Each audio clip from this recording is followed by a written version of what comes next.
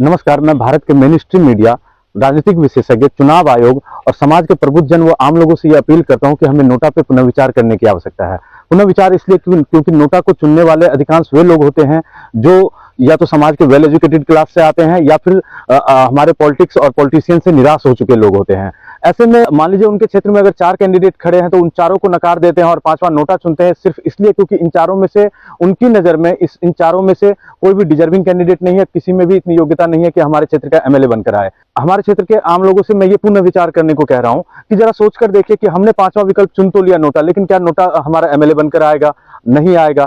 MLA बनकर केवल उन्हीं चारों में से ही एक आएगा और हो सकता है हमारे नोटा में चुनने के कारण उन चारों में से जो सबसे ज्यादा नेगेटिव छवि वाला हो, जिसने सबसे ज्यादा गुंडागर्दी किया हो, वो हमारा एमएलए बनकर आ जाए। लेकिन उन सभी में ये छवि तो होती है कि किसी ने ज्यादा खराब काम किया हो, किसी ने कम खराब काम किया हो। तो हम अगर नोटा में ना दबाकर किसी कैंडिडेट को चुनते हैं, हो सकता है कि हमें वो एमएलए मिले जिसने कम खराब काम किया हो। और मैं हमारे चुनाव आयोग और राजनीतिक विशेषज्ञों से इसके पुनर्विचार की अपील कर रहा हूं, क्योंकि नोटा देने से हमारे ये जो 5-10 हजार वोटर्स है जो एक अच्छी खासी संख्या में है, उनको हमने छद्म संतुष्टि तो दे दिया है, लेकिन क्या ये छद्म संतुष्टि उनके कैंडिडेट को कभी भी ग्राउंड पर लेकर आएगा?